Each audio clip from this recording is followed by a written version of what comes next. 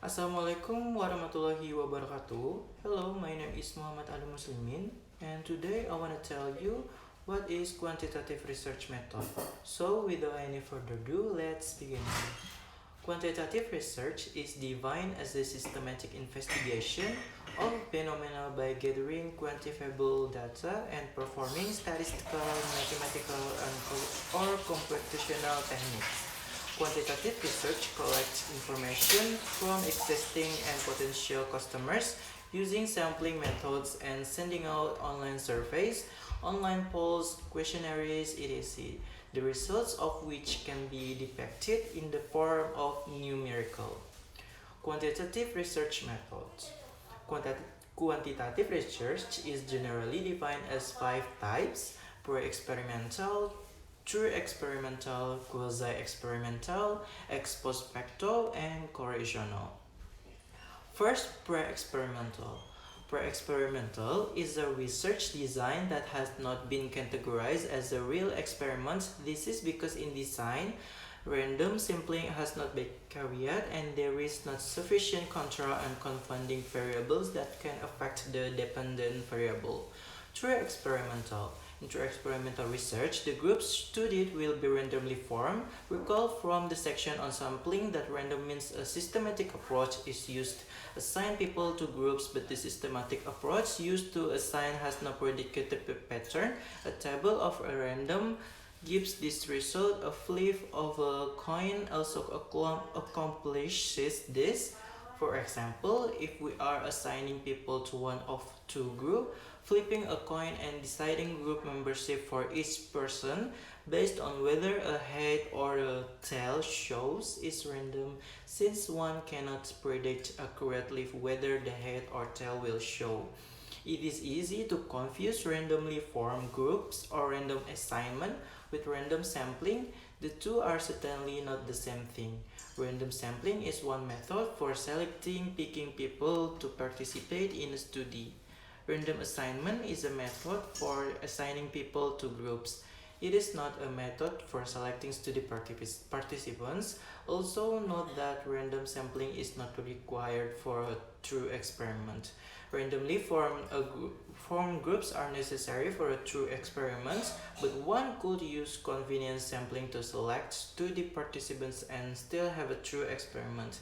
For the example study, students may have been selected based on who was available based on convenience.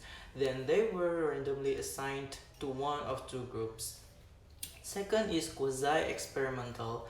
Quasi-experimental research is just like true experimental, with the only difference being with the lack of randomly formed groups. Of the two types of experimental research, quasi-experimental is most commonly used in education. It is difficult to find schools that will allow a researcher to select students from classes and assign them randomly to other classes. So, in most educational research situations, intact classes are used for the experiment. When intact classes or groups are used, but manipulation is present, the researcher determines which group receives which treatments. Then quasi-experimentation results.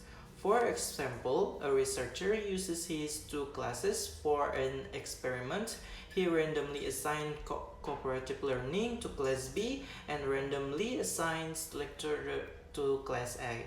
Following the treatment, an instrument is administered to all participants to learn whether the treatments resulted in difference between the two classes. Note in this example, the groups were not randomly formed, but the treatment was manipulated and groups were compared. So, quasi-experimentation result. So, next is non-experimental quantitative research. First is ex post facto. Ex post facto looks like an experiment because groups are compared. There is, however, a key difference: no manipulation of the independent variable.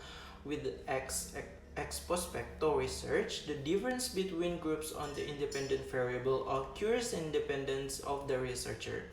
For example, suppose a researcher contacts a school's super simple and ask for two teachers, one who uses cooperative learning and one who uses lecture. Another example of ex facto is the analysis of difference is any quantitative outcome and by sex, male versus female.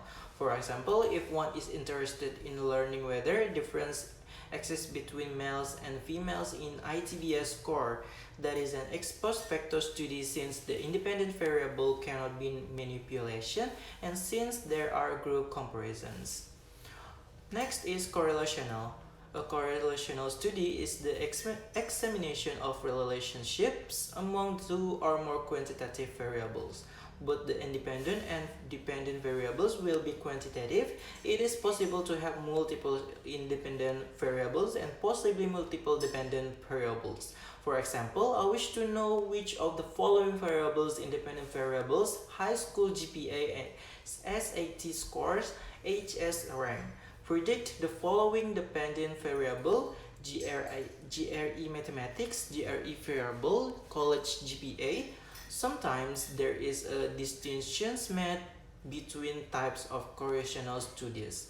A predictive study is done simply to learn which among a set of variables best predicts the dependent variable. The goal here is simply to maximize prediction. A second type of study is relationship. With relationship studies, the goal is to understand as best as possible those variables that theoretically related a dependent variable.